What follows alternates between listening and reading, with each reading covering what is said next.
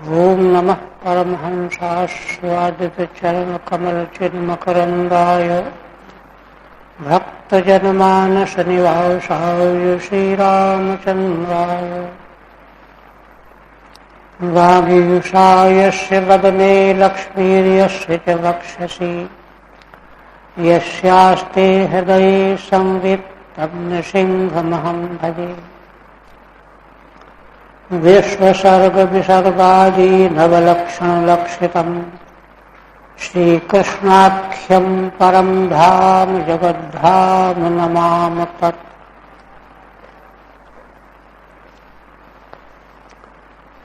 श्रीमद्भागवत के तृतीय स्कंध में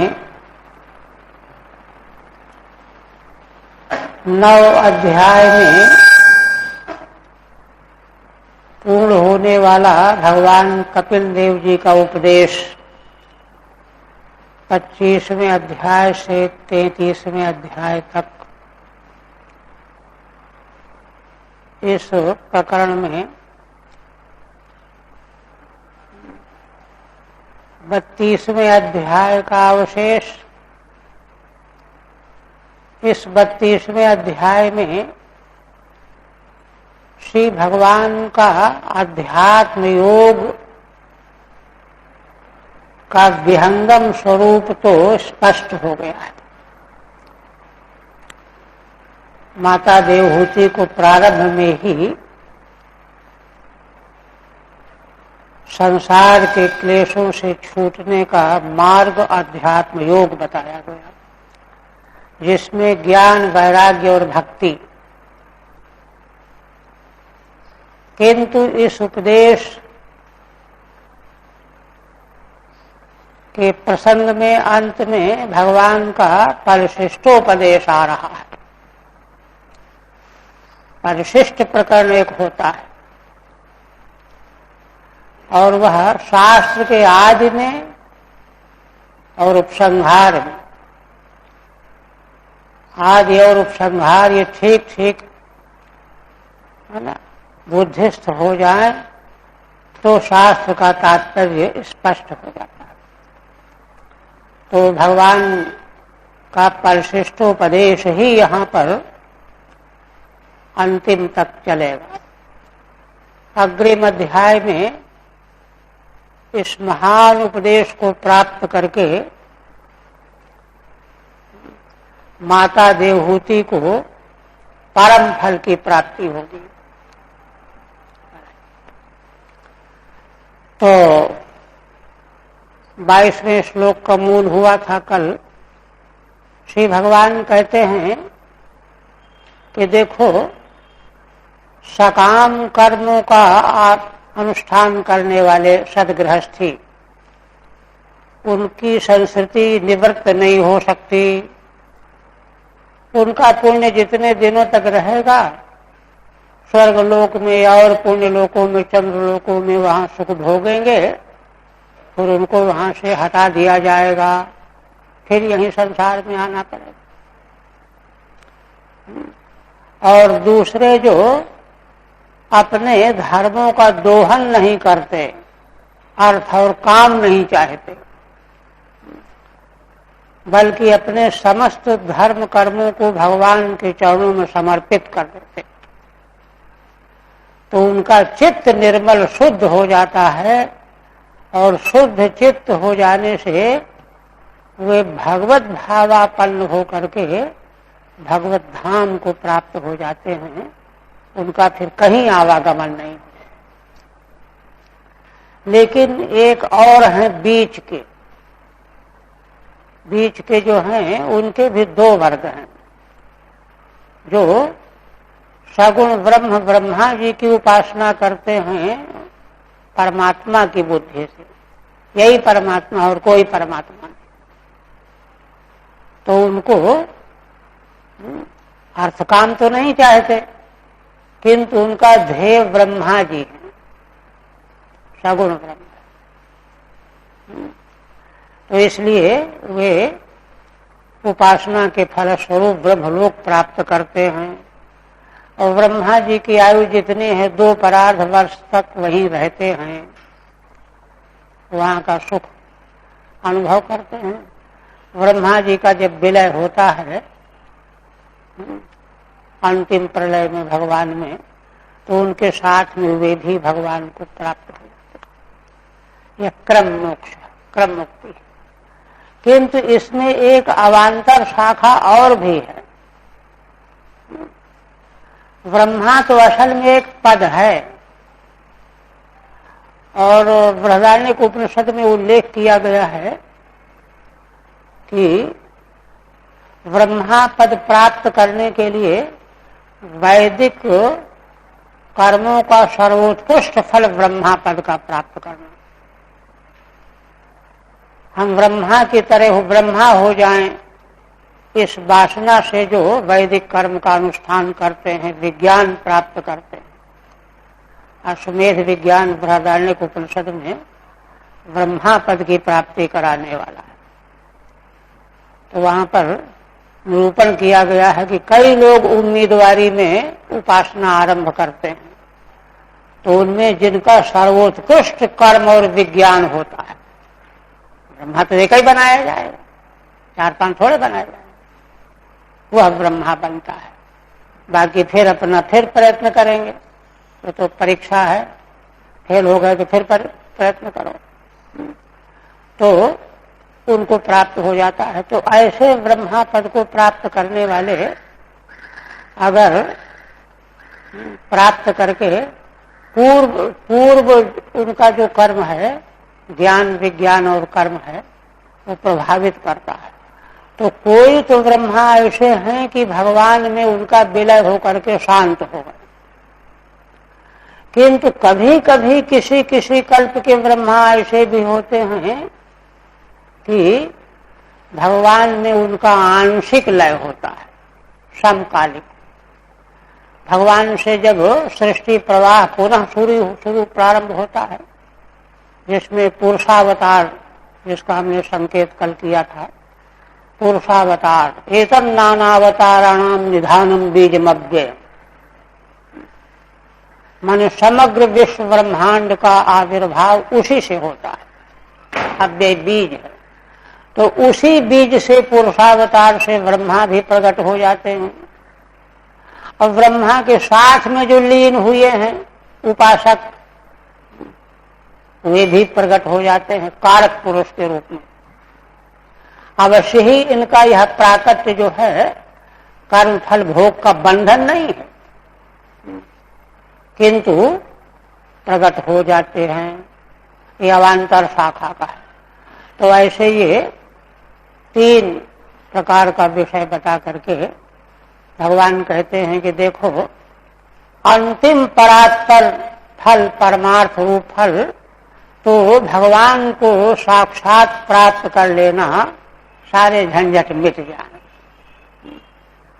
जो ब्रह्मा पद प्राप्त होकर के भी बड़ी विडंबनाएं सब वर्णन किया गया है।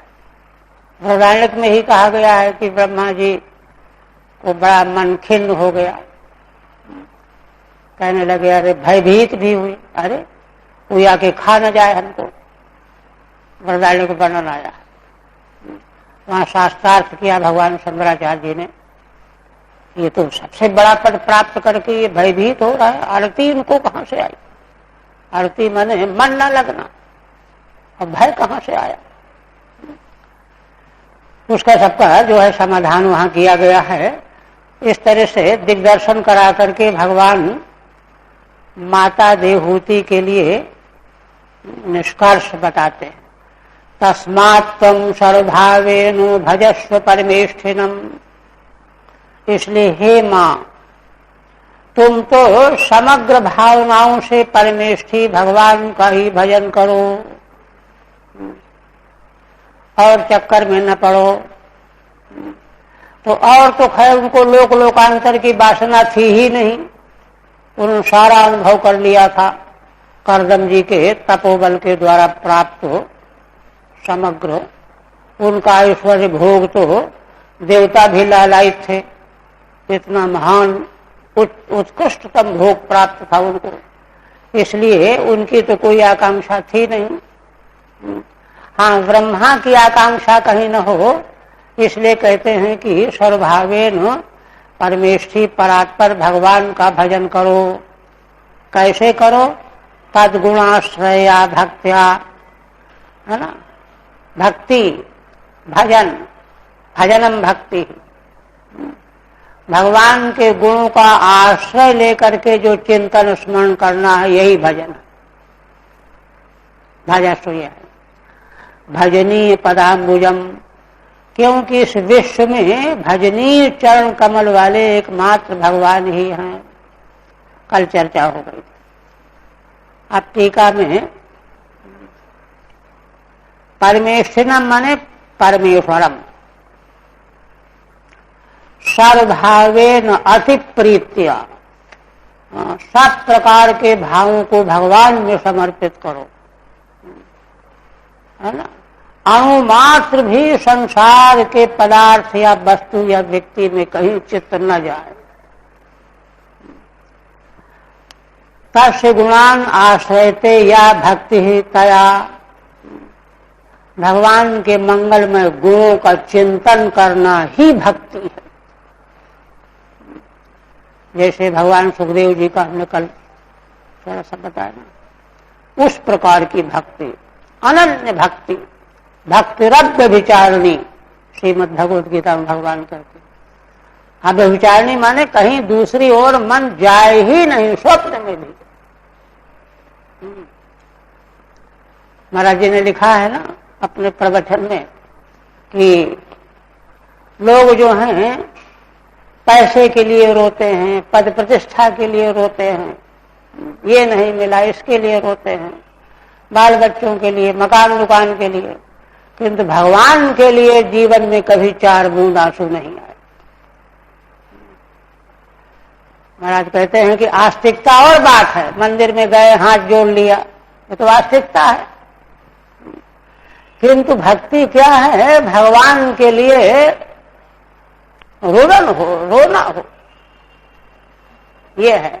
वह सर्वभावेन भजस भजन माना जाएगा। आप कहते हैं तो कोई शंका करे कि अरे अध्यात्म योग में तो केवल भक्ति नहीं, ज्ञान और वैराग्य भी चाहिए, तो भगवान उन दोनों को छोड़ क्यों रहे हैं? तब कहते हैं वासुदेवे भगवती भक्ति योग प्रयोजितः जनयत्याशु वैराग्यम ज्ञानम यद ब्रह्म दर्शनम। भगवान कहते हैं कि मां वासुदेव भगवान में भक्ति योग जब प्रयुक्त हो जाएगा, लग जाएगा, सध जाएगा, तो उसी से शीघ्र, बड़ा समय नहीं लगेगा, आशु वैराग्यम जनयति, वह भक्ति योग ही वैराग्य को उत्पन्न कर देगा, पैदा कर देगा। और रही बात ज्ञान की, तो ज्ञानम यद ब्रह्म दर्शनम, ज्ञान भी जो ब्रह्म तत्व का साक्षात्कार कराने वाला ज्ञान है, बाकी ज्ञान ज्ञान नहीं, ब्रह्म तत्व का दर्शन साक्षात्कार रूप ज्ञान भी उत्पन्न हो जाएगा। ज्ञान वैराग्य दोनों उत्पन्न हो ही जाएंगे। ठीक है। भजने च ज्ञान वैराग्य स्वतएव भवतः, भगवान की भक्ति प्राप्त हो जाने पर ज्ञान वैराग्य स्वयं आ जाएंगे। और ये तो अनुभव सिद्ध है, भगवान के अनुग्रह के बिना न ज्ञान होता है न वैराग्य होता है। जग जस जहि रघुपति करहि सो तस ते क्षण भूल।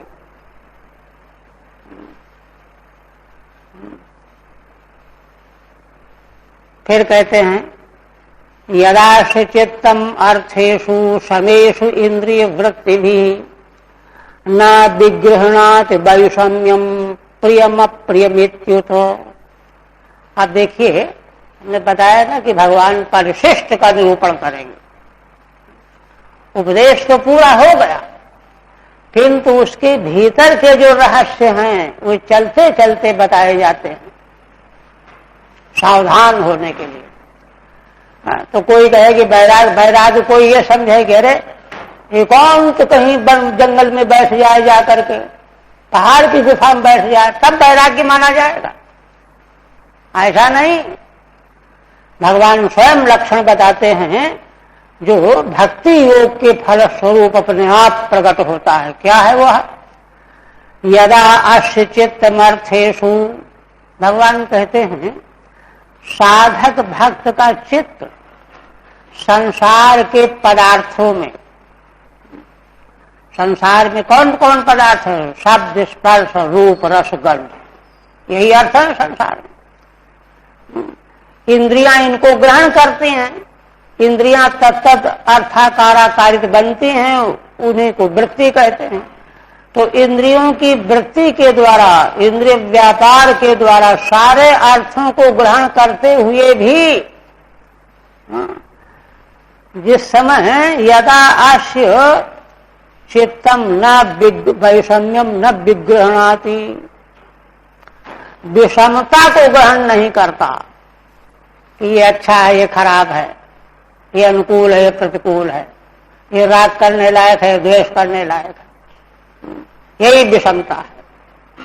ये आगे दे रहे हैं प्रियम अप्रियमित्युत, यह प्रिय है तो बहुत बढ़िया है, ये तो बिल्कुल बेकार है। इस प्रकार का वैषम्य जब चित्त ग्रहण करना बंद कर दे, ये है वैराग्य।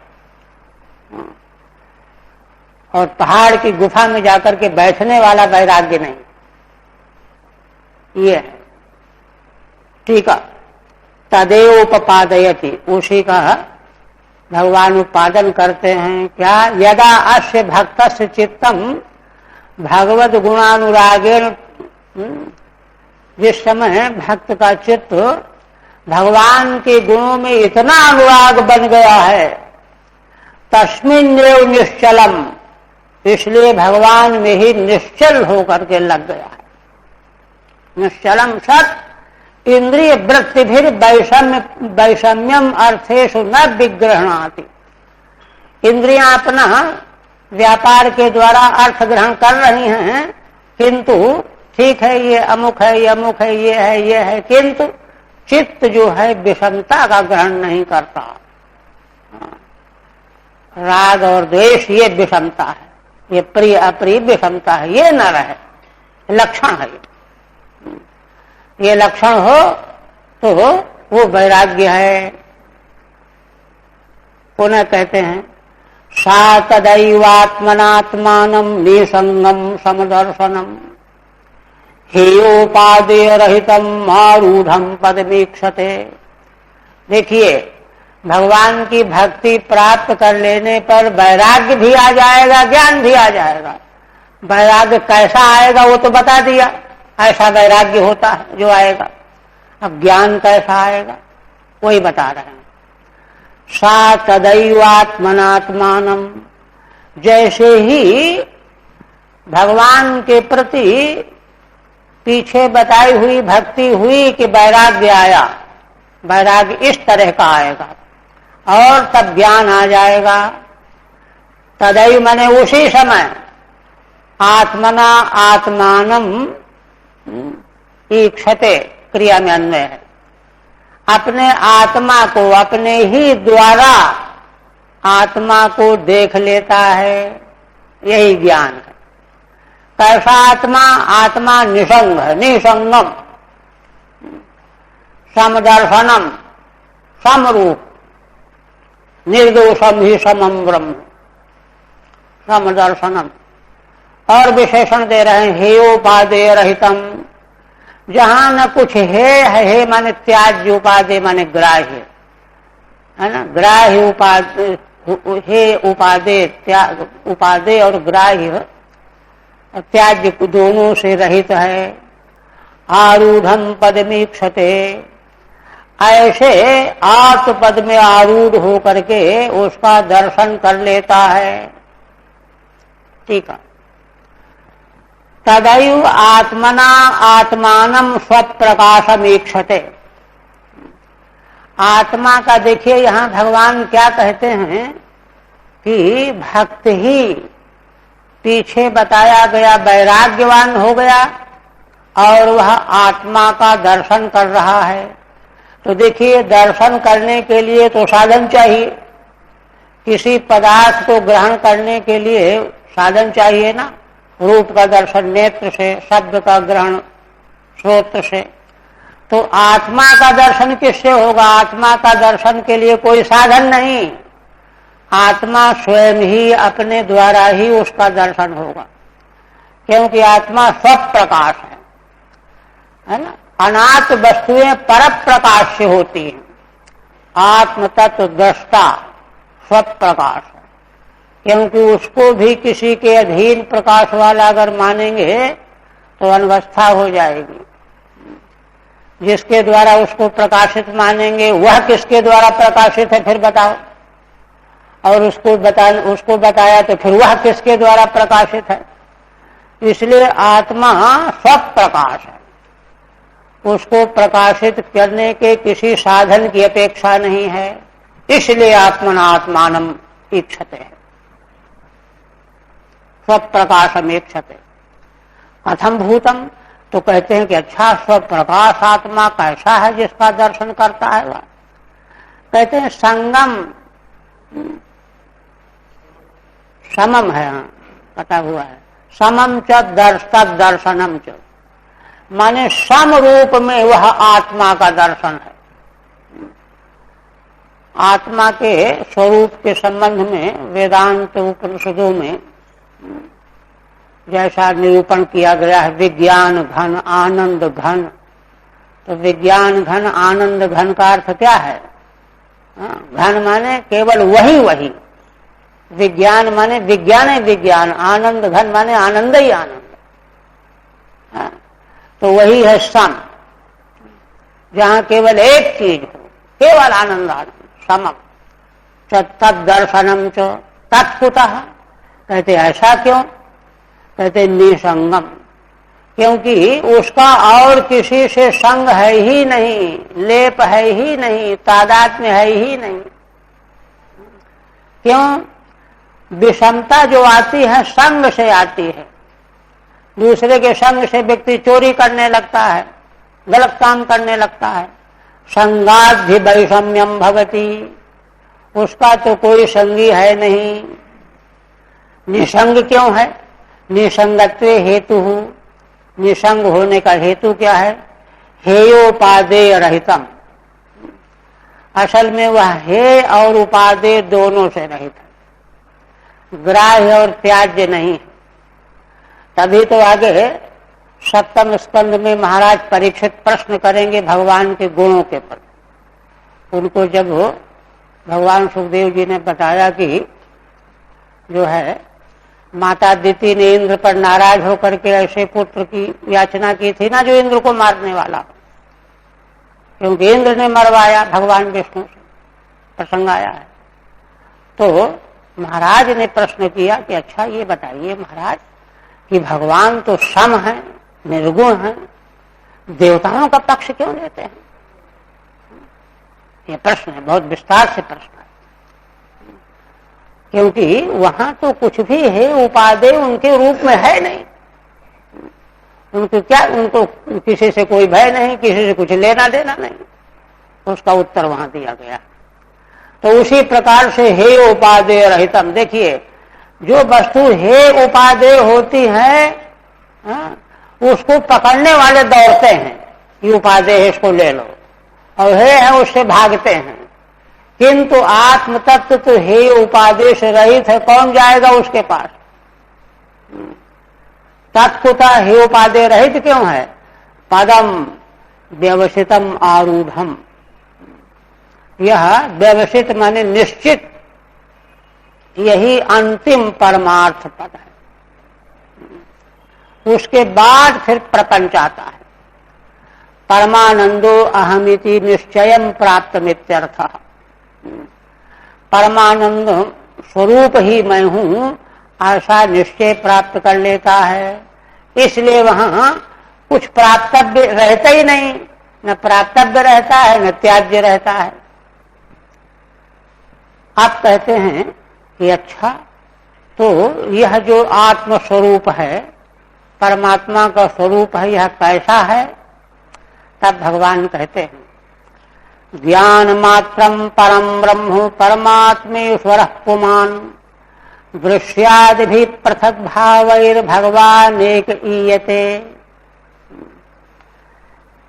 कहते हैं कि हे मां, इस अध्यात्म योग के द्वारा जो आत्मदर्शन प्राप्त होता है यह क्या है? तो भगवान कहते हैं कि देखो, ज्ञान मात्रम एक, वह विज्ञान घन रूप है, वही परम ब्रह्म है, वही परमात्मा है, वही ईश्वर है, वही परम पुरुष है।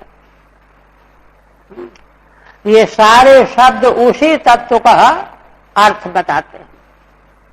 दृश्याद भी पृथक भावैहि भगवान एक ईयते।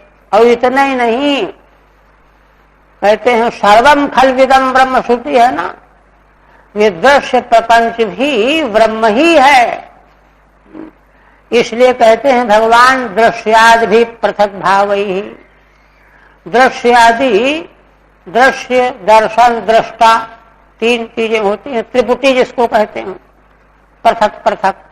इन दृश्य, दर्शन, दृष्टा आदि पृथक पृथक भावों के द्वारा जो भी ग्रहण किया जाता है वे ही भगवान, वे एकमात्र भगवान ही। और कोई वस्तु जब है ही नहीं तो क्या ग्रहण करेंगे? इसलिए संसार के रूप में भी जो शब्द, स्पर्श, रूप, सुगंध हम ग्रहण करते हैं वह भी ब्रह्म ही है, भगवान ही हैं। और तो कोई वस्तु है ही नहीं।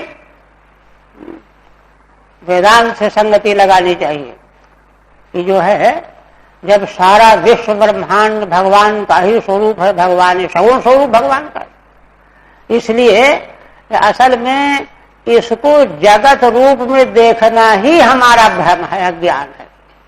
जगत रूप नहीं है, तो भगवान का स्वरूप है। यही बुनियादी फर्क है। तो इसलिए वह ज्ञान मात्र परम ब्रह्म, परमात्मा, ईश्वर, परम पुरुष ही है ना, दृश्य आदि त्रिपुटी भेद के द्वारा ग्रहण होते हैं, गृहीत होते हैं। ठीक है। समेष्वर्थेषु इत्युक्तम, सम रूप समग्र अर्थों में वे ही ब्रह्म रूप भगवान व्याप्त हैं, ये कहा गया। तदेव साम्यम दर्शयति। तो साम्य बताना है तो सभी अर्थों में भगवान की व्याप्ति, भगवद रूपता बतानी पड़ेगी, तब तो समता आएगी। तब कहते हैं कि हाँ, ज्ञान मात्रमेव परम ब्रह्मादि शब्द ही प्रसिद्धम। परम ब्रह्म आदि से ले लीजिए, है ना, परमात्मा, ईश्वर, जो भी ब्रह्मवाचक शब्द हैं, उन तत्त वाचक शब्दों के द्वारा केवल मात्र ज्ञान कहा जाता है। इसलिए श्रीमद् भागवत में 5 जगहों पर ज्ञान रूप ही परमेश्वर, परमात्मा, ब्रह्म का निरूपण किया गया है, परमार्थ रूप 5 जगहों पर। रघुगण के प्रसंग में ब्रह्मा जी ने जहां नारद जी को उपदेश किया है, वहां नारद जी ने जहां उनको उपदेश किया है निरूपाख्यान सुनाने के बाद, वहां इस प्रकार से यत्र तत्र 11वें स्कंद में तो है ही, सर्वत्र जो है यही निरूपण किया गया है। तो कहते हैं दृश्यादिभिर दृश्य, दृष्टि कारण रूपेण, वही त्रिपुटी, दृश्य हो गया, दृष्टा हो गया, कारण साधन हो गया। इस त्रिपुटी के रूप में पृथक प्रतीयते, अलग अलग जो प्रतिमान हो रहा है, वह क्या प्रतिमान हो रहा है? एक ज्ञान ही प्रतिमान हो रहा है। माने जो वस्तु हम नेत्र के द्वारा, अंतःकरण के द्वारा रूप देखते हैं, श्रोत्र के द्वारा शब्द सुनते हैं, उस त्रिपुटी के भीतर अखंड ज्ञान ही व्याप्त है। वह ज्ञान ही 3 रूपों में विभक्त होकर के भासमान हो रहा है। यह है वेदांत का सिद्धांत। इसलिए संसार के समग्र पदार्थों में वह परम ब्रह्म परमेश्वर परमात्मा समान रूप से व्याप्त है, ये बात ग्रहण करनी है। देखिए भगवान परिशिष्ट में क्या क्या बता रहे हैं। नहीं तो सारा उपदेश सुन करके ज्ञान क्या है, वैराग्य क्या है, इसके बारे में संशय ही नहीं जाता। इसलिए यहाँ साफ साफ भगवान बता रहे हैं, पृथक प्रतीयते ज्ञान मात्रत्वेन समेषु इत्यर्थः। इसलिए त्रिपुटी में तीन तीन का विभाग करके अलग अलग पदार्थ भले प्रतीत हो रहे हैं, किंतु स्वयं त्रिपुटी ही उसका आश्रय ज्ञान है। जहां आश्रय तत्व की व्याख्या दूसरे स्कंद में भगवान ने की है, सुखदेव जी ने, है ना, एकम एक तरा भावे यदा नोपलभामहे तृतीयम तत्र यो वेदो सा भगवान स्वाश्रय आश्रय क्या है शब्द। तो वही बात है यहाँ पर। ये हो गया 26 हो गया। अब कहते एतावान्यो योगेनो समग्रेण योगिनः। भगवान ने परिशिष्ट में भक्ति ज्ञान वैराग्य तीनों को खोल दिया।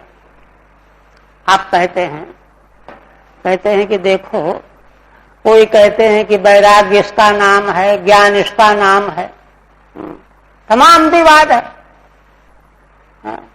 अरे ये तो घर में रह रहा है, इसको वैराग्य कहाँ होगा, ये वैराग्यवान है, पहाड़ में रह रहा है, तो भगवान योग क्या है, सब में विवाद है। तो भगवान कहते हैं इसी तरह जैसे वैराग्य के बारे में वैसे योग के बारे में। योग तो उसी को समझते हैं कि जो 3 घंटे की समाधि लगा के बैठे। भगवान क्या कहते हैं देखिए, एतावान्यो योगेनो समग्रेण योगिनः। योगी अभ्यास के द्वारा, है ना, समग्र योग के साधनों के द्वारा यम नियम आसन प्राणायाम प्रत्याहार धारणा ध्यान समाधि अष्टांग योग समग्रेण योगेन क्या प्राप्त करना है। भगवान कहते हैं योगिना युज्यते अभिमतो ह्यर्थो। अभिमत अर्थ क्या प्राप्त करना है, यद असंगस्तु कृत्स्नशः।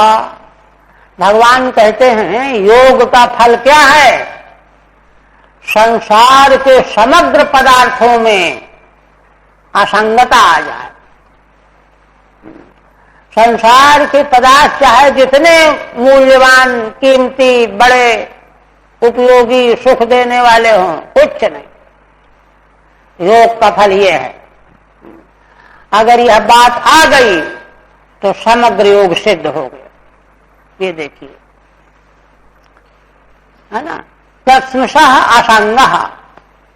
यह जो असंगता है संपूर्ण से, ब्रह्मा पद से भी असंगता आ जाए, यही योग के द्वारा प्राप्त करना है। टीका, ननु ज्ञान मात्रमात्मनः स्वरूपत्वात् नित्य प्राप्त में वेति। तो कहते हैं कि जैसे आपने बताया ज्ञान मात्र परमेश्वर है, ब्रह्म है, वही आत्मा है, तो हमारा स्वरूप है, स्वरूप हमको प्राप्त ही है, फिर हम क्यों प्रयत्न करें, है ना। नित्य प्राप्त में वेति किम अनेक साधन साध्येन योगेन। फिर योग की क्या जरूरत है ना, यम करो नियम करो, है ना, और आसन प्राणायाम वगैरह, इसकी क्या जरूरत है। ज्ञान मात्र ज्ञान स्वरूप जो आत्मा वो तो हम हैं ही। देखिए कैसा प्रश्न है, कहते नहीं, बात असल में यह है कि जब तक मन दृश्य प्रपंच से अलग नहीं होगा, पृथक नहीं होगा, असंग नहीं होगा, तो वह स्वरूप हमारा होने पर भी हम उससे वंचित रह जाएंगे। ध्यान नहीं है तो वंचित ही है। माला किसी गले में पड़ी थी, वो ढूंढ रहा था, अरे माला कहाँ गई, माला कहाँ गई। तब किसी ने कहा, अरे तुम्हारे गले में ही तो, ओ हम इधर ढूंढ रहे थे, भूल गए थे। यही तो है जीव की हालत, आत्मस्वरूप उसका भूला हुआ ऐसा ही है, अपने ही स्वरूप को भूला हुआ है। तो इसलिए योग आदि साधन अनिवार्य हैं, व्यर्थ नहीं है। उनका फल क्या है, एतावानिति युज्यते प्राप्यते, समग्र योग मार्ग के साधन के अपनाने के द्वारा इतना ही प्राप्त करना है। क्या है ना? प्रपंच संग व्युदास एवं योग फल मित्यर्थ। प्रपंच से संग आसक्ति का त्याग हो जाए, आसक्ति का त्याग हो जाए, है ना? मन में आवे कोई ना आवे हमारे पास। ये नहीं कि प्रतीक्षा हो रही, अमुक आने वाले हैं तमुक आने वाले, कुछ नहीं, पूरी असंगता हो। ये जब तक नहीं आएगा तब तक बात बनेगी नहीं। आगे, ज्ञान में कम पराचीनैः इंद्रियैर् ब्रह्म निर्गुणम अवभात्यर्थ रूपेणो भ्रांत्या शब्दादि धर्मिणा। अब भगवान एक बड़ी मूल्यवान बात बता रहे हैं। कहते हैं कि मां देखो, एकमात्र ज्ञान ही तत्व है, यहां दूसरी कोई वस्तु है ही नहीं। एकमेवाद्वितीयम् ब्रह्म। तो कहते हैं कि फिर हमको ये सब क्यों दिखाई देता है? आकाश है, पृथ्वी है, पानी है, अग्नि है, पशु पक्षी है ना, ये सब। भगवान कहते हैं कि देखो, असल में पराचीनैः इंद्रियैः, हमारी इंद्रियां बहिर्मुख हैं। बहिर्मुख इंद्रियों के द्वारा हमको अगड़म बगड़म दिखाई दे रहा है। तो अगड़म बगड़म दिखाई जो दे रहा है, उसमें मूल रूप में तो वह तत्व ही है, किंतु तत्व तो हम देख नहीं पाते। निर्गुण जो ब्रह्म है वह तो देख नहीं पाते, किंतु उसकी जगह पर बहिर्मुखता के कारण हमको भिन्न भिन्न पदार्थ संसार के दिखाई देते हैं। इसलिए भिन्न भिन्न पदार्थों के रूप में भी निर्गुण ब्रह्म ही अवभाषित हो रहा है, यह समझना है ना। इसलिए भ्रांति हमारी मिटी तब मानी जाएगी जब भ्रांति से जो कुछ दिखाई देता है जगत, उसका दिखना बंद हो और ब्रह्म दर्शन ही रह जाए। रज्जु में सर्प का जो भ्रम हुआ है, अगर सर्प भी दिख रहा, रज्जु भी दिख रहे तो गड़बड़ है। रज्जु दिखेगी, सर्प कहां दिखेगा? सर्प दिखने का मतलब रज्जु नहीं दिख रही, तत्व नहीं दिख रहा, सर्प दिख रहा है। ऐसे ही पदार्थ अगर दिखेंगे तो निर्गुण ब्रह्म नहीं दिखेगा। इसलिए भगवान कहते हैं कि वह ब्रह्म ही बहिर्मुखता के कारण भाषित हो रहा है, तत्त शब्दादि धर्मिणा। ठीक है। ननु कथम प्रत्यक्षादि प्रतीतः प्रपंचो विदर्शितुम शक्यते। पीछे बताया ना कि योग के द्वारा प्रपंच से पूरी तरह से असंग हो जाना है। असंग होने का मतलब मानो कोई है ही नहीं, जा रहे हैं अगर बातचीत नहीं करनी है तो देखा ही नहीं उधर। ऐसे ही संसार से असंग होना है। तो कहते असंग कैसे होंगे? वो तो सामने दिखाई दे रहा है। अब प्रश्न ये है कि इससे असंग कैसे होंगे? ननु कथम प्रत्यक्षादि प्रतीत प्रपंच। प्रपंच तो प्रत्यक्ष प्रतीत हो रहा है आपके सामने। विदर्शितुम शक्यते, इसको कैसे मना करेंगे कि नहीं है यह? तो कहते हैं कि भाई प्रतीति भ्रांति है। प्रतीति पर आस्था क्यों करते हो? प्रतीतिर भ्रांतित्वादित्य। इसका उत्तर यह है कि हम ये वेदांत यह नहीं कहता कि संसार है इसको मिटाओ। संसार है ही नहीं यह समझो, ये तो भ्रांति से तुमको दिख रहा है। प्रतीतिर भ्रांतित्वादित्या। कहते हैं कि एक ज्ञान ही बहिर्मुख इंद्रियों के द्वारा भासमान हो रहा है। ज्ञानमिति पराचीनैः परांगमुखैः। इंद्रियां तो बहिर्मुख होती हैं, स्वयंभू परमेश्वर ने इंद्रियों को बहिर्मुख बनाया है। इसलिए तस्मात् परां पश्यति नान्तरात्मन् कठोपनिषद। शब्दादि धर्मो यश तेन अर्थ रूपेण ज्ञान रूपम निर्गुणम ब्रह्मैवा भाति। शब्दादि धर्म है जिसमें, जिसके, उस अर्थ के रूप में ज्ञान रूप निर्गुण ब्रह्म ही अवभाषित हो रहा है। न त्वर्थ पृथगस्तीत्यर्थ, निर्गुण ज्ञान रूप ब्रह्म से अलग पृथक अर्थ है नहीं। यह तो हमारी कमजोरी से हमको दिख रहा है। अब इसको और स्पष्ट करते हैं। कहते हैं कि देखो, यथा महान अहम रूपस्त्रिवृत् पंचविध स्वराट एकादश विधस्तस्यो वपुरंडम जगद्यतः। श्री भगवान कहते हैं कि हे माँ, देखो पीछे निरूपण हो चुका है, प्रकृति से महातत्व, महातत्व से 3 प्रकार का अहम तत्व, उससे सात्विक अहंकार से मन देवता, राजस अहंकार से इंद्रियां, तामस अहंकार से तन्मात्राएं, तन्मात्राओं से पंच महाभूत, ये सब वर्णन आ गया है ना। तो वहां पर है ना, मूल अव्यक्त मूल प्रकृति है, उससे पहला व्यक्त पदार्थ है महान, महातत्व जिसको कहा गया है। तो वह महातत्व ही 3 प्रकार के अहंकार के रूप में व्यक्त होकर के दिखने लगा, और त्रिविध अहंकार ही इंद्रियों के रूप में, देवताओं के रूप में, तन्मात्राओं के रूप में, पंच महाभूतों के रूप में। मूल महातत्व ही है, इतना फैल गया। जैसे वही कहते हैं, जैसे महातत्व, महान माने महातत्व, अहम रूप, अहम रूप, अहम रूप कैसा माने अहंकार रूप कैसा, त्रिविध 3 प्रकार का, 3 प्रकार का, सात्विक राजस तामस, और फिर पंचविध है, 5 प्रकार की तन्मात्राएं, और 11 प्रकार की इंद्रियां, है ना। और महत्तत्व स्वराट का मतलब है चेतन पुरुष, स्वराट।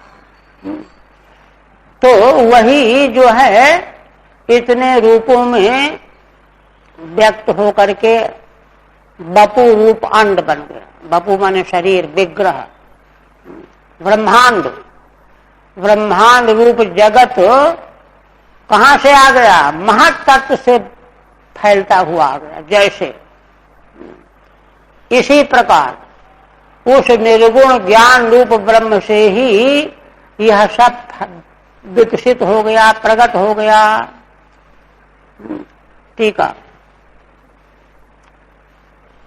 अर्थ रूपत्व में वो उदाहरण दर्शयति, अर्थ रूपत्व को उदाहरण दे करके भगवान स्पष्ट करते।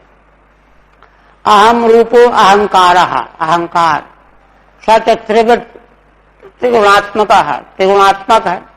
पुनश्च भूत रूपेण वही अहंकार फिर पंचभूत रूप में 5 प्रकार का, इंद्रिय रूप से 11 प्रकार का, स्वराट माने जीव रूप से, तस् जीव से बपुः अंडम जगत। जीव का शरीर क्या है, ब्रह्मांड। व्यष्टि रूप में अलग अलग हमारे आपके देह है, और समष्टि रूप में सारा ब्रह्मांड उसी जीव का शरीर है, जगत। ये तो येभ्यो महदादिभ्य, ये सब कहां से आ गया, महत से आ गया। तथा अवभाति, जैसे इसी प्रकार निर्गुण ज्ञान रूप ब्रह्म से यह सारा प्रपंच अवभाषित हो रहा है। तब फिर एक प्रश्न करते हैं कि अगर ऐसी बात है तो हमको ये समझ में क्यों नहीं आता। जैसे मिट्टी से कुलाल जो है बहुत सारे बर्तन बना लेता है, हम अपनी आंखों से देख के पहचान जाते हैं मिट्टी से बनाए गए हैं। उसी तरह से यदि एक निर्गुण ब्रह्म ही इन विविध रूपों में, संसार के रूपों में भासमान हो रहा है, तो हमको समझ में क्यों नहीं आता, ये प्रश्न है। इस पर भगवान कहते हैं कि देखो माँ, यह समझ में क्यों नहीं आता है और कब समझ में आएगा। एतद् वै श्रद्धया भक्त्या योगाभ्यासेन नित्यशः समाहितात्मा निसंगो विरक्त्या परिपश्यति।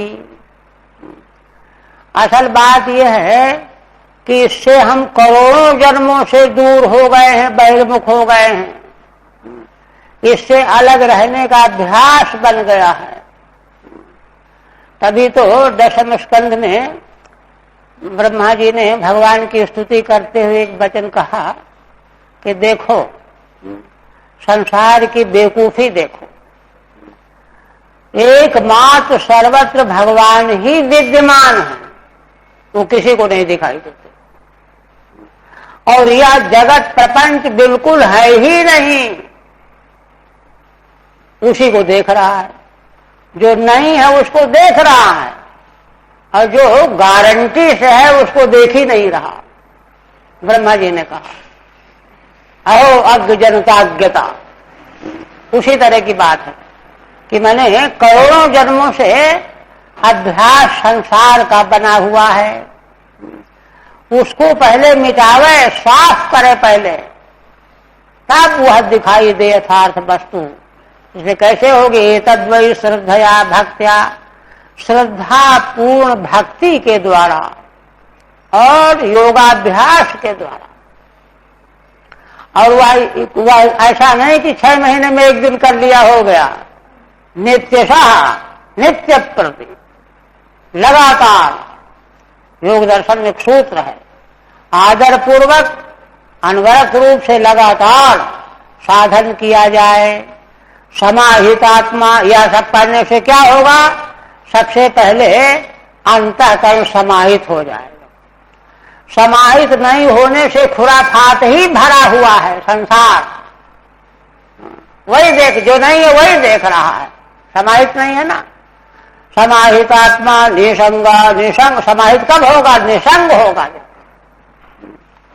और यदि दृश्य प्रपंच का संग नहीं छूटा तो समाहित आत्मा होगा ही नहीं।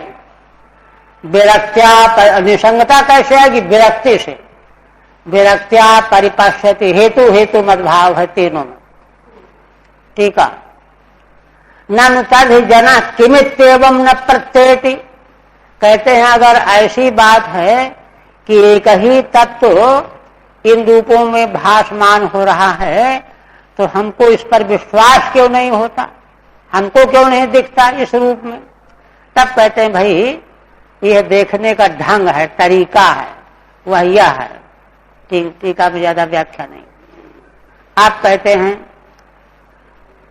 परिशिष्ट भी भगवान ने पूरा कर दिया, अब उपसंहार कर रहे हैं। इत्येतत् कथितम गुरुवी ज्ञानम यत्तद् ब्रह्म दर्शनम येनानुबुध्यते तत्त्वं प्रगते पुरुषस्य च। हे मां, गुरुवी का अर्थ है पूज्य। मां से बढ़ करके पूज्य संसार में कोई भी नहीं। इसीलिए तो भगवान स्वयं कह रहे हैं कि हे पूज्य, संबोधन कर रहे हैं, मां पूज्य होती। भगवान शंकराचार्य ने संन्यास के बाद मां का संस्कार किया, उनकी आज्ञा के बिना संन्यास लिया नहीं। ये है मां का। मां से बढ़ करके कोई भी श्रेष्ठतम पूज्य नहीं। स्वयं भगवान भी वैसे ही आदर्श कर रहे हैं। भगवान गड़बड़ करेंगे सब संसार गड़बड़ करने लगेगा। तो कहते हैं कि एतद् वै कथितम गुरुवी ज्ञानम तद ब्रह्म दर्शनम। यह ज्ञान कैसा ज्ञान? उस परम ब्रह्म का साक्षात्कार कराने वाला। ये नहीं कि सुन रहे हैं, वर्षों बीत गया, जिंदगी बीत गई, कुछ दिखाई ही नहीं दे रहा, अज्ञान के अज्ञानी बने हुए हैं।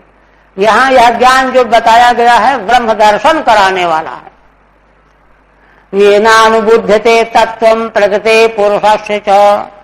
और यह ब्रह्म दर्शन तब होता है, इस ज्ञान के, इसको प्राप्त करने के लिए प्रकृति और पुरुष का तत्व पहले बताया है भगवान ने। इसीलिए जरूरी है समझना, तत्व जान लिया जाता है। टीका उक्तमेवार्थम सुख प्रतिपत्त्यर्थम संक्षेपेण अनुवदति। जो अर्थ भगवान पहले कह चुके हैं उसका संक्षेप से पुनरावलोकन करा है, उपसंहार करने के लिए। उपसंहार में है ना, जो है उनको पुटअप कर दिया जाता है। इति हे गुरु विपूज्य, ज्ञान योगस्य मन्निष्ठो नैर्गुण्यो भक्ति लक्षण द्वयोरप्येक एवार्थो भगवत शब्द लक्षण। अब एक बात भगवान और कहने जा रहे हैं कि कई लोग ये समझे बैठे हैं ज्ञान का मार्ग तो पश्चिम की ओर ले जाता है, हिमालय की ओर, भक्ति का मार्ग जो है किसी और दिशा की ओर ले जाता है। ये गलत सलत समझे बैठे हैं। भगवान देखिए क्या कहते हैं, ज्ञान योगस्य मन्निष्ठः, ज्ञान योग भी भगवान में परिनिष्ठित होने वाला है। और नैर्गुण्यो भक्ति लक्षण, और भगवान की भक्ति 4 प्रकार की आगे संकेत करेंगे। त्रिगुणा, यूं तो 82 भेद बताए हैं भगवान ने इसी प्रकरण में। 81 प्रकार की सगुणा भक्ति, 1 प्रकार की निर्गुणा भक्ति, किंतु ज्यादा अवान्तर स्तर न गिने तो 3 प्रकार की सगुणा, 1 प्रकार की अगुणा निर्गुणा। तो नैर्गुण्य भक्ति जो असली भक्ति वही है निर्गुणा। तो वहां भी मननिष्ठ है, माने निर्गुणा भक्ति भी भगवान में परिवसित होती है, ज्ञान योग भी भगवान में परिवसित होता है, दोनों अलग अलग नहीं है। द्वयोरप्येक एवार्थो, इसलिए भगवान साफ शब्दों में कह रहे हैं इन दोनों का जो प्राप्तव्य अर्थ है वो एक ही है। द्वयोः अप्य एक एवार्थः, वह क्या एक अर्थ है, भगवत शब्द लक्षण, उसी को भगवत शब्द के द्वारा कहा जाता है, समझा जाता है, बताया जाता है। ये ठीक है। अनेन अनेन चो ज्ञान योगेन भगवान एव प्राप्य, इस ज्ञान योग के द्वारा, नहीं तो कहे रे ये तो आप बता रहे हो हमको तो भगवान चाहिए, ये ज्ञान योग से तो भगवान नहीं मिलेंगे। कहते नहीं, भगवान योग प्राप्त्यो यथा भक्ति योगे नित्याः, इस ज्ञान योग के द्वारा भी प्राप्त भगवान ही जैसे भक्ति योग के, एक फल है दोनों। नैर्गुण्यो ज्ञान योगश्च मन्निष्ठो भक्ति लक्षणश्च, निर्गुण ज्ञान योग और मन्निष्ठ जो भक्ति योग, यो योगः तयोर द्वयोरप्येक एवार्थ प्रयोजनम, इन दोनों मार्गों का एक ही प्रयोजन है, भगवान का साक्षात्कार। कोसौ भगवत शब्दो लक्षणम ज्ञापको यस्य, वह प्रयोजन परमार्थ क्या है, जो भगवत शब्द के द्वारा बताया जाता है, समझाया जाता है, दर्शन किया जाता है।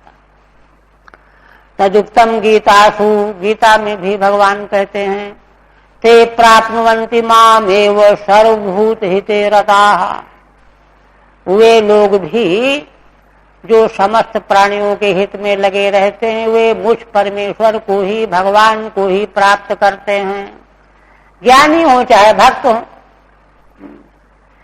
तो कहते हैं अच्छा, यथेन्द्रिय पृथक द्वारैः अर्थो बहुगुणाश्रयः एको नानेयते तद्वद भगवान शास्त्र वर्तमिभिः। अब इसको भगवान और गहराई से समझा रहे हैं। माने कोई सवाल करे कि अच्छा ऐसा कैसे होगा, एक रास्ता जो है अमुक दिशा की, दूसरा रास्ता अमुक दिशा को जा रहा है, तो दोनों का गंतव्य एक कैसे होगा? तो घूम फिर करके एक ही गंतव्य को जाएंगे दोनों। उसको दृष्टांत दे करके भगवान बताते हैं, कहते हैं कि देखो, जैसे मान लो कमल का फूल है।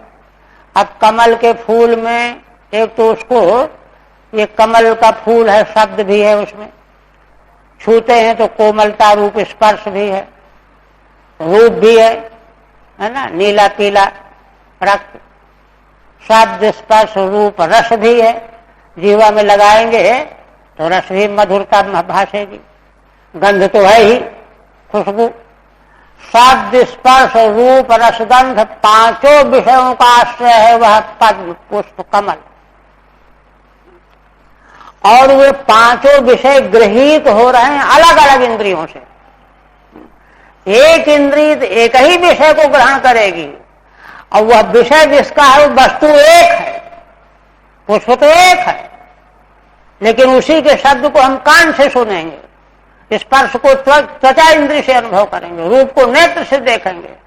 जैसे इसी प्रकार शास्त्र के द्वारा जो भिन्न भिन्न मार्ग बताए गए हैं, साधन, योग है, ज्ञान है, भक्ति है, अमुक है, आगे आगे बताएंगे। इन समग्र साधनों के द्वारा जो वस्तु अंत में प्राप्त होती है वो भगवान ही होते हैं। जैसे गंध हमने घ्राण किया कमल के फूल की, तो किसकी गंध है? कमल की है। कोमल स्पर्श किसकी है? कमल की है ना। रूप जो है ना, पीला रक्त रूप किसका है? कमल का है। वो सब एक ही वस्तु का है। इसी प्रकार से भिन्न भिन्न साधनों के द्वारा अनुभव का परिवसान होकर के जहां हम पहुंचते हैं, वे सब मार्गों के अंतिम प्राप्त भगवान ही हैं। ये भगवान कह रहे हैं। यथेन्द्रिय पृथक द्वार ही, इंद्रियों के द्वार तो अलग अलग है। अब नेत्र से शब्द थोड़ा मालूम पड़ेगा, कान से मालूम पड़ेगा, कान से रूप नहीं मालूम पड़ेगा, तो नेत्र से मालूम पड़ेगा। पृथक द्वार है इंद्रियों के। अर्थो बहुगुणाश्रय, लेकिन अर्थ में पांचों गुण का आश्रय है। वस्तु पदार्थ एको नाना ईयते, बहुत गुणों का आश्रय एक है पदार्थ, किंतु उसी एक पदार्थ में हम नेत्र से उसका रूप देखते हैं, घ्राण से उसका गंध अनुभव करते हैं, छू करके उसका स्पर्श समझते हैं। इस प्रकार से नाना ईयते तद्वद भगवान शास्त्रवर्त भी, इसी प्रकार से भगवान भी शास्त्र में बताए गए समग्र मार्गों के द्वारा प्राप्त किए जाते हैं। कितना स्पष्ट है मूल में, है ना। खामखा का विवाद और तिल का तार लोग बनाते हैं, ना समझ में आकर के भ्रांति दूर कर लेनी चाहिए। ननु ज्ञान योगस्य आत्मलाभा फलम, देखिए प्रश्न उठा करके समाधान कर रहे हैं। कहते हैं ज्ञान योग का फल तो आत्मलाभ है, यह शास्त्र बताता है। शास्त्र नावगम्यते भक्ति योग से तो भजनीय ईश्वर प्राप्ति, और भक्ति योग के मार्ग में चलेंगे तो भजनीय भगवान की प्राप्ति होगी। कुतस्तयो एकार्थत्वम, फिर इन दोनों से एक अर्थ प्राप्त होता, ये क्यों कहते हो? इत्याशंका, ऐसी आशंका करके भगवान दृष्टांत दे करके बता रहे, अकाट्य दृष्टांत है। यथा बहुनाम रूप रसादि नाम गुणानाम आश्रय, जैसे बहुत से रूप रस आदि गुण का आश्रय, गुणों का आश्रय है क्या? गुण। गुण में देखो रूप भी है, रस भी है, गंध भी है। क्षीर दूध में रूप भी है, रस भी है, गंध भी है, पांचों पांच है, किंतु अर्थ एक है। क्षीरादिरेक एव अर्थ मार्ग भेद प्रवत्तै इंद्रिय नाना प्रतीयते, अलग अलग मार्ग की ओर ले जाने वाली इंद्रियां एक ही पदार्थ के नाना गुणों को व्यक्त करती हैं। तो वहां ये थोड़े कोई कहता है कि मधुरता गुड़ की नहीं, ये तो किसी और की है ना। रूप जो है गुड़ का नहीं, किसी और का है। गुड़ की तो मधुरता है, रूप उसका नहीं, ऐसा थोड़ा है, उसी का सब है। स्पष्ट है दृष्टांत। चक्षुषा शुक्ल है, नेत्र के द्वारा शुक्ल, दूध को शुक्ल रंग का होता है। रसनेन, और जिह्वा से रस लोगे तो मधुर मिलेगा। दो स्पर्श करेंगे तो शीतल प्रतीत होगा, दुग्ध इत्यादि। ऐसे पांच इंद्रियों के द्वारा पांच रूपों में उस एक पदार्थ की ही प्रतीति होती है। तथा भगवान एक एव तत्तद रूपेण अवगम्यते, ठीक इसी प्रकार भगवान एक भगवान तत्त रूप के रूप में भगवान ही उपलब्ध होते हैं, प्राप्त होते हैं। पुनः कहते हैं, आप साधन बताते हैं, कौन कौन शास्त्र के मार्ग हैं जो अंत में भगवान को ही प्राप्त कराने वाले हैं। सब तक गिना रहे हैं स्पष्ट करने के लिए। अगर उनको गिनाते नहीं तो आदमी का विवाद खत्म न होता। क्रियाकृत भी दानैहि तपस्वाध्याय मर्शनैहि, क्रिया यज्ञ रूप क्रिया, दान है ना, तपस्या, स्वाध्याय, मर्शन माने मीमांसा विचार, मूल तत्व क्या है। आत्मेन्द्रिय जय नापी, आत्मा माने अंतःकरण और इंद्रियों पर जय प्राप्त करना प्राणायाम आदि के द्वारा। संन्यासेन च कर्मणाम, और कर्मों का संन्यास। योगेन विविधांगेन भक्ति योगेन चैवहि, विविध अंग वाला अष्टांग योग है ना, 8 अंग वाला योग भक्ति योग के द्वारा। धर्मेणो भय चिन्हेनो, 2 चिन्ह वाला धर्म, प्रवृत्ति धर्म निवृत्ति धर्म। यह प्रवृत्ति निवृत्तिमान है ना। आत्म तत्वावबोधेन, आत्म तत्व का अवबोध, परिचय, आत्मा अनात्मा का विवेक। वैराग्येन दृढ़ेन च, और दृढ़ वैराग्य। ईयते भगवान भी सगुणो निर्गुणा स्वदृक्, भगवान सब साधनों को गिना करके अंत में कहते हैं कि इन सारे शास्त्र के मार्गों के द्वारा या तो सगुण या तो निर्गुण भगवान प्राप्त होते हैं, जो स्वप्रकाश हैं, स्वदृष्टा। ऐसे भगवान ही प्राप्त होते हैं, स्पष्ट है। ठीक है। शास्त्र मार्गानेव प्रपंचयति, कौन कौन शास्त्र मार्ग भगवान को प्राप्त कराने वाले हैं, तो उनका विस्तार से निरूपण करते हैं 3 श्लोकों से। क्रिया त्रिभिः, क्रिया पूर्त रूपया, इष्ट पूर्त कर्म, कुआं बनवाना, धर्मशाला बनवाना, ये सब क्रिया। कृतभिर यागैहि, यज्ञ के द्वारा। मर्शनम मीमांसा, विचार करना। आत्मेन्द्रिय जय, निषिद्ध वर्जनम, निषिद्ध वस्तु हम नहीं ग्रहण करेंगे। अंतःकरण को इंद्रियों पर विजय प्राप्त करता है। उभय चिन्हेन सकाम निष्काम लक्षणेन, सकाम धर्म अलग होता है, निष्काम धर्म अलग होता है, पीछे बता चुके हैं। तमेवाह यइति, सकाम धर्म प्राप्त्यम स्वर्गाद्यपि भगवतः एव सगुणम स्वरूपमिति भावः, क्योंकि सकाम कर्म के द्वारा जो स्वर्ग आदि फल प्राप्त होते हैं, वह स्वर्ग आदि फल भगवान सगुण भगवान का ही स्वरूप तो है, तो उसके द्वारा भी सगुण भगवान ही तो प्राप्त हुए फल के रूप में। एभिर वर्त में भी कहते हैं कि इन सब मार्गों के द्वारा स्वदृग स्वप्रकाश भगवान प्राप्त होते हैं। इस प्रकार से है ना, परिशिष्ट भी भगवान ने पूरा कर दिया उपदेश के अनंतर। अब अधिकारी अनधिकारी का विवेचन करते हैं। देखिए, तत्व ज्ञान रहस्य विद्याएं जो हैं, जिस किसी को नहीं बांटी जाती, भोजन तो सबको बांट दो, कोई भी हो, किंतु विद्याओं का वितरण जो है सबके लिए समान रूप से नहीं है। इसका ध्यान रखना चाहिए, है ना। हमारी वैदिक सनातन परंपरा में अधिकार का सबसे पहले विचार किया जाता है। मनु भगवान तो यहाँ तक कहते हैं मनुस्मृति में कि मान लो अधिकारी नहीं मिल रहे हैं, अरे भाई जो मिल रहा है उसी को दे दो, नहीं विद्या लुप्त हो जाए, कौन जानेगा। तो मनु भगवान कहते हैं कि भले विद्या लोप हो जाए, लेकिन भूल से अधिकारी को मत देना, स्पष्ट निषेध है। ये है, उससे क्या क्या हानि होगी, उस पर चर्चा करेंगे तो समय अधिक लग जाएगा। उससे हानि बहुत ज्यादा होती है। लोग तो सोचते हैं कि अरे उससे क्या हानि होगी, उससे हानि होगी। शास्त्र जो है आंख को खोलते हैं, क्या हानि होगी फिर कभी चर्चा करें। तो क्या कहते हैं, पहले भगवान कहते प्रावोचम भक्ति योगस्यो स्वरूपम ते चतुर्विधम।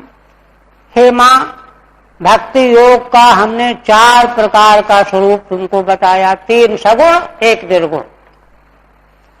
और दूसरा काल से चाव्यक्त गते है, अव्यक्त जिस काल की गति हम कोई जान नहीं सकते। दृष्टांत दिया गया है कि जैसे वायु आकाश में बादल के झुंड को तितर बितर कर देता है, बहा करके कहां से कहां ले जाती है, बादल को पता ही नहीं चलता कौन हमको ले आया। ऐसे ही संसार के जीवों को काल भगवान कहां से कहां भटकाते रहते हैं, ले जाते हैं, लेकिन जीव नहीं जान पाता। इसलिए अव्यक्त गति है काल की। यो अंतर्धावति जंतुषु, वह प्राणियों के भीतर भीतर रह करके अपना काम करता रहता है, यह भी भगवान ने वर्णन किया। और तीसरा जीवश संस्कृति बहुवी, जीव को बहुत प्रकार की संस्कृतियां, आवागमन की योनियां, उनका भी हमने तुमको वर्णन किया। अविद्या कर्म निर्मिता, ये जीव की संस्कृतियां कहां से आती हैं? अविद्या से होने वाला कर्म उससे निर्मित होती हैं। या स्वंग प्रविशन्नात्मा न वेद गतिमात्मनः, भगवान कहते हैं कि हे मां, इन संस्कृतियों में जो डूब जाता है एक बार, वह अपनी आत्मा की गति को भूल जाता है कि हम कहां कौन थे, कहां आ गए, कुछ पता नहीं, ऐसी हालत हो जाती है। ठीक है, तदेवं ज्ञान योग मुपसंहृत्य तस्य च भक्ति योगेन समानार्थत्व मुक्त्वा, यहां तक भगवान ने ज्ञान योग का उपसंहार किया और उस ज्ञान योग का भक्ति योग के साथ में समान फल वाला बता दिया। समानार्थत्व मुक्त्वा भक्ति योगाद्य उपसंहरति, पूरे उपदेश का उपसंहार करने जा रहे हैं। बताते हैं कि हमने क्या क्या तुम आपको सुनाया। प्रावोचमित द्वाभ्याम चतुर्विधम, 4 प्रकार की भक्ति, त्रिगुण निर्गुण भेदेन, 3 गुण सत्रजतम और निर्गुण।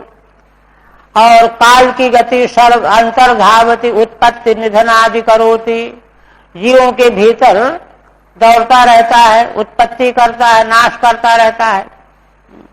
अंग हे माता, अंग संबोधन मां के लिए। अब आगे आप कहते हैं, हाँ, उपदेश करने के जो अनधिकारी हैं उनको गिना रहे हैं, ऐसों को उपदेश न करे। जैसे कोई हीरा, हमारे यहाँ एक संत थे, कहते थे हीरा कोई है ना, खेत में पक्षियों को उड़ाने के लिए कंकड़ी कोई फेंकता है, जैसे हीरा थोड़ा फेंकता है, कंकड़ी फेंक के पक्षियों को उड़ाता है, हीरा फेंक करके जो है पक्षी नहीं उड़ाता कोई। ऐसे ही ये तो हीरा है, अध्यात्म तत्व जो है हीरा है, यह तो पात्र को दिया जाएगा। इसलिए नैतत् खलाय उपदेशेत न विनीताय कर्हिचित, भगवान कहते हैं कि हे मां देखो, इस ज्ञान को दुष्ट को उपदेश न करे जो अविनीत हो। जैसे हमारे बरासर को शंकराचार्य जी प्रवचन करके उठे तो आया, महाराज बताइए, उससे बताइए। वो लोग शंका करने जा रहे थे, तो कहा अरे भाई लोग शंका करने, नहीं नहीं हमको गाड़ी पकड़नी है, जल्दी बताइए बताइए। ये मूर्खता। इसलिए ना विनीत कर रिचित, जो विनीत न हो उसको भी उपदेश न करे। न स्तब्धाय न भिन्नाय, स्तब्ध गुरूर से भरा हुआ अभिमानी, न भिन्नाय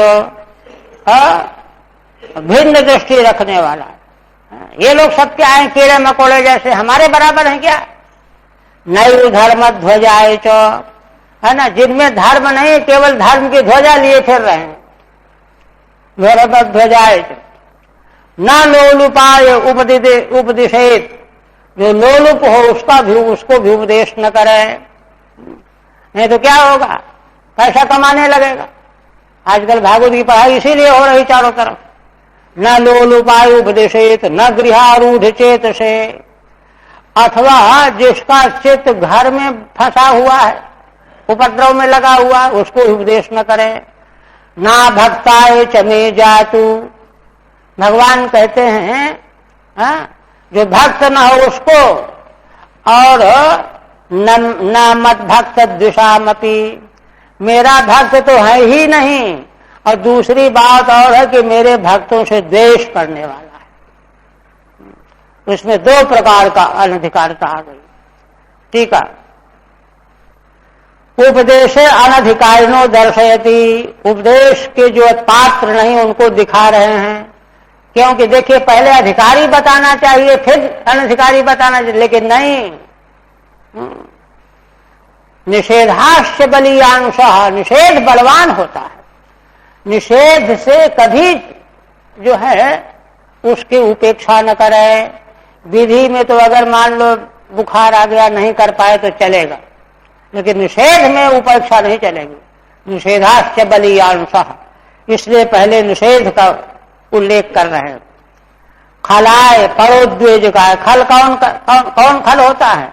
जो दूसरे को दुख देता रहता है, वाणी के द्वारा, संकल्प के द्वारा, इधर उधर करने के द्वारा, निंदा स्तुति का प्रचार करने के द्वारा, ये दुष्ट के लक्षण है। परोद्वेजकाय, भिन्नाय, दुराचाराय, भिन्न स्वभाव का है, दुराचारी है। धर्मध्वजाय माने दाम्भिकाय, दाम्भिक है, केवल धर्म की ध्वजा लिए फिर रहा है, धर्म है नहीं। मंदिरों में जिस नियम से पूजा आराधना होनी चाहिए उससे कोई मतलब नहीं। आ क्या रहा है, कितना आया, इससे मतलब है। ये सब चीजें हैं, शास्त्र में अर्थ है ना ये सब। 40वें में टीका नहीं, आगे फिर कहते हैं, फिर इस किसको उपदेश करना चाहिए? श्रद्धानाय भक्तायो विनीतायानुसूयवे। भगवान कहते हैं जो श्रद्धा से ओतप्रोत हो, भक्त हो, भगवान का प्रेमी भक्त हो, विनीत हो और गुणों में दोष न देखता हो। अनसूया, असूया करने वाले गुणों में ही दोष देखते रहते हैं, उनको किसी की प्रशंसा अच्छी नहीं लगती। भूतेषु कृत मैत्राय, जो संसार के प्राणियों के प्रति मैत्री भाव रखने वाले हैं। शुश्रूषाभिरताय च, और जो शुश्रूषा है ना, महान पुरुषों की सेवा शुश्रूषा, और सुनने की इच्छा वाले भी, दोनों अर्थ है। अभिरताय च बहिर्जात विरागाय शांत चित्ताय दीयताम। देखिए, वैराग्य तो यद्यप भीतर बाहर दोनों से चाहिए, लेकिन भाई भीतर का तो बहुत बाद में होगा, बाहर से तो वैराग्य हो, बाह्य विषयों से तो वैराग्य हो। अगर भीतर बाहर दोनों का वैराग्य तो उपदेश करो चाहे न करो, उसको तो वस्तु मिल जाएगी। लेकिन उपदेश देने वाले के लिए, जिसको देना है, उसको कम से कम बाह्य का वैराग्य तो हो, अंतर करना हो तो चलेगा। बहिर्जात विरागायो शांत चित्ताय दीयताम, शांत चित्त हो उसको देना चाहिए। निर्मत्सराय शुचये यस्याहं प्रियसाम प्रियः, जो निर्मत्सर हो। निर्मत्सर किसे कहते हैं, है ना? मत्सर कहते हैं मत सदसा कोपि नास्ति, अरे मेरे समान कौन है। यह जो है मत्सर बड़ा प्रबल दोष है, अच्छों को रगड़ देता है, उससे निकल गया हो, निर्मत्सर हो गया हो, पवित्र हो। यस्याहं प्रियसाम प्रियः, और भगवान अंतिम अधिकारिता बताते हैं कि संसार के और पदार्थों को प्रिय मानते हुए भी भगवान को सर्वाधिक प्रिय मानता हो। प्रियसाम प्रियः, स्त्री पुत्र आदि प्रिय हो तो हो, किंतु भगवान सर्वाधिक प्रिय हो, उनकी प्रियता नगण्य हो जाए, ऐसा है। ऐसे को उपदेश करना चाहिए। अधिकारिणः, ज्यादा टीका नहीं, अधिकारिणः आह श्रद्धानायेति द्वाभ्याम, 2 श्लोकों से कह रहे हैं। अब अंत में भगवान स्वयं इस उपदेश की महिमा बता रहे हैं, फल बता रहे हैं। या इदं शृणुयादम्बो श्रद्धया पुरुषा सकृत युवाभिधत्ते मच्युतः सहित पदवीं समे। भगवान कहते हैं कि हे अम्ब, हे मां, जो बड़ी श्रद्धा के साथ इसको सुनता है और एक बार सुन ले, बार बार न भी सुने, एक बार सुन ले, अथवा युवा अभिधत्ते, अथवा जो इसका प्रवचन करता है, श्रवण कराता है, किंतु मच्चित्तः, मेरे में चित्त लगा करके सुन रहा है, मेरे में चित्त लगा करके निर्वचन कर रहा है, ऐसा मनुष्य साहेत पदवीं च में, वह तो मेरे स्थान को, मेरी पदवी को प्राप्त कर लेता है, माने भगवान को प्राप्त कर लेता है। टीका में कहते एतत् श्रवण कीर्तन परस्यापि मत पद प्राप्तिरेव फलमित्याह। माने भगवान ने जो साधन बताए हैं इसमें डूब जाए, उन साधनों को अपने जीवन में उतार ले, उसका तो कल्याण होगा ही, लेकिन भगवत चित्त होकर के केवल श्रवण करने वाला, केवल कीर्तन करने वाला भी भगवत पद की प्राप्ति का फल प्राप्त कर लेता है ना। साहेत पदवीं च में, अपि शब्द कहाँ आया है?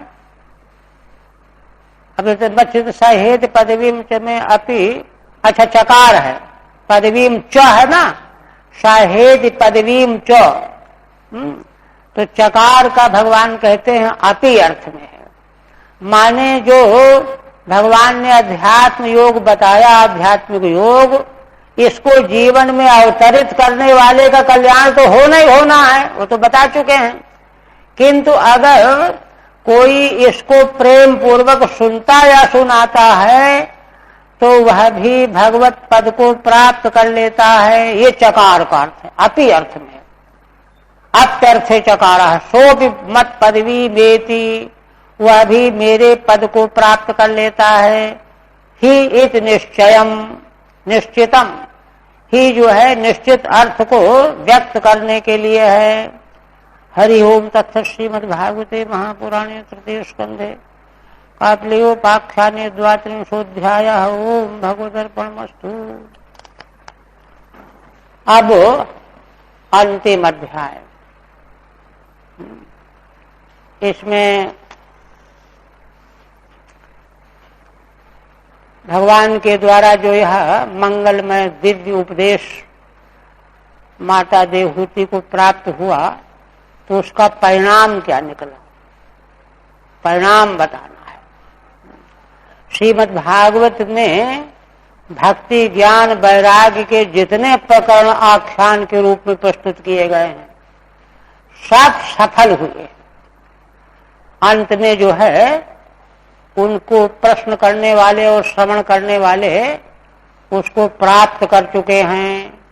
तो उसी प्रकार से श्रवण करने वाली माता देवहूति को कितनी बड़ी उपलब्धि प्राप्त हुई, यह वर्णन जो है अंतिम अध्याय में, अब कल ही चलाएंगे इसको, कल चलाएंगे इसको।